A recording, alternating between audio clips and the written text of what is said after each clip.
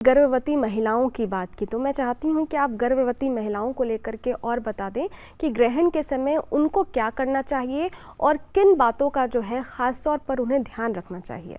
देखिए, विशेष रूप से जो गर्भवती महिलाएं हैं उनको ग्रहण के समय पर अपना विशेष ध्यान रखना चाहिए, क्योंकि ग्रहण की जो नकारात्मक ऊर्जा होती है वो उन पर और उनके गर्भस्थ शिशु पर बहुत बड़ा आघात कर सकती है। इस समय पर जब वो गर्भावस्था में है तो शरीर की रोग प्रतिरोधक क्षमता भी कम होती है। तो विज्ञान भी और शास्त्र भी कहते हैं कि गर्भवती महिलाओं को ग्रहण के समय कुछ बातों का विशेष ध्यान रखना चाहिए।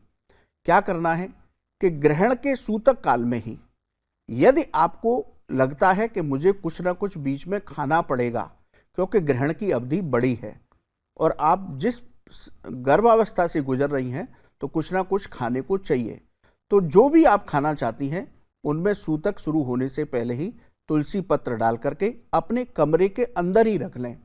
ग्रहण जब शुरू हो तो बिल्कुल भी बाहर नहीं निकलना। यदि आपके कमरे की खिड़कियों से रोशनी आती है तो उन पर भी पर्दा डाल करके रखें, वो नकारात्मक जो किरणें हैं वो आपके कमरे में ना आएं। दूसरा, आप ग्रहण के दौरान बिल्कुल भी सोएंगी नहीं, सोने से बचना चाहिए। ग्रहण के दौरान आप मंत्र जप कर सकती हैं, आप अपने इष्ट देव का मंत्र जप कर सकती हैं। इसी तरह ग्रहण के शुरू होने से पहले ही आप अपने पेट पर गेरू का लेप लगा करके रखें। शास्त्र कहते हैं कि गेरू का लेप लगाने से उन किरणों के प्रभाव से गर्भस्थ शिशु की रक्षा होती है। तो आप गेरू का लेप लगाएं, ग्रहण के समय पर मंत्र जप करें। मंत्र जप आप अपने इष्ट देव का कर सकती हैं, ओम नमः शिवाय मंत्र का जप कर सकती हैं, महामृत्युंजय मंत्र का जप कर सकती हैं। एक मंत्र जो सबसे शक्तिशाली है भगवान विष्णु का, उसका जप करेगी तो बहुत उत्तम होगा। भगवान विष्णु की कृपा से आपकी और आपके गर्भस्थ शिशु की इस ग्रहण के अशुभ प्रभाव से रक्षा होगी। मंत्र क्या है? ओम नमो भगवते वासुदेवाय। ये बड़ा अमोघ और दिव्य मंत्र है, तो इस मंत्र का जप करें। भगवान विष्णु से इस ग्रहण के अशुभ प्रभाव से अपने गर्भस्थ शिशु की रक्षा की प्रार्थना करें। तो इस तरह से इस ग्रहण के समय को निकालना चाहिए।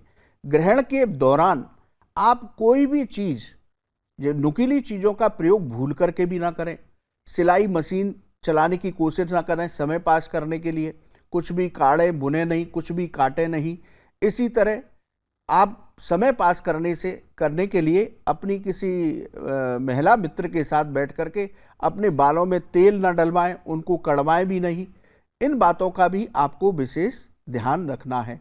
और ग्रहण की समाप्ति पर आप यदि स्नान कर सकती हैं तो स्नान करें, नहीं कर सकती तो गंगा जल के छींटे अपने ऊपर लगा करके अपने वस्त्रों को बदलें और कुछ ना कुछ अपने हाथ से गरीब को दान अवश्य करें। तो गर्भवती महिलाओं को इन बातों का ध्यान रखते हुए ये ग्रहण बड़ा अशुभ और अनिष्टकारी है। भारत में इसका प्रभाव भी हो रहा है, तो गर्भवती महिलाओं को विशेष रूप से इस ग्रहण के दौरान संभल करके बच करके रहना ही है।